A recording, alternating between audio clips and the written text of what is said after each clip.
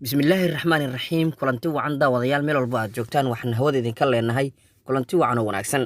waxaan idin soo gudbin doonaa markan muuqaal cusub oo aanu kaga hadli doono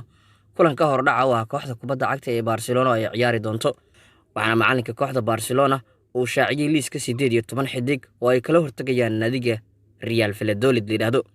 kahor inta aan warbixintan soo gudbin waxaan idinku baaqaynaa inaad subscribe saartaan channelka Barka 252 si ay ku soo gaaraan macluumaad ku saabsan muuqaalada la xiriira wararka kooxda kubadda cagta ee Barcelona aynu ku bilownay tababaro kuwii City ayaa magacaabay 18 xidig ee Barcelona oo la safraya Real Valladolid kulanka isbuuca 36 ee horyaalka La Liga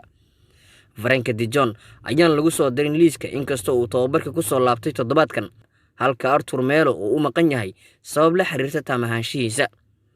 daafaca lidahdo Junior Firpo wali taam ahaansho buuxda ma uusan u helin laakiin Samuel Umtiti iyo Ousmane Dembele ayaa dhaawacyo ku maqan halka da'yarka Ansu Fati uu ganax ku seegayo kulankan oo casaan qaatay kulankii kan ka horeeyay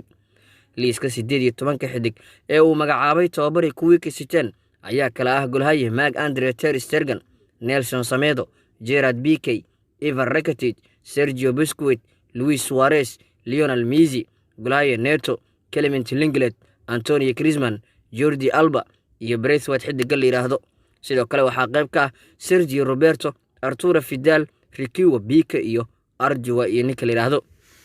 Messi Suarez Piqué Rakitic Vidal iyo Braithwaite haddii ay jaalo qaataan midkood waxa ay sheegi doonaan kulanka soo aadan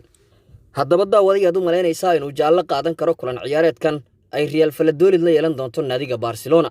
ogeysiiska ciyaarta markaanu eegnana Barcelona iyo Real Valladolid ciyaartoodu waxay soo dhici doontaa 8:30 daqiiqo ee fiidnimo xilliga geeska Afrika sidoo kale waxaan idinku baaqaynaa inaad soo saadaaliso kulanka Barcelona iyo Real Valladolid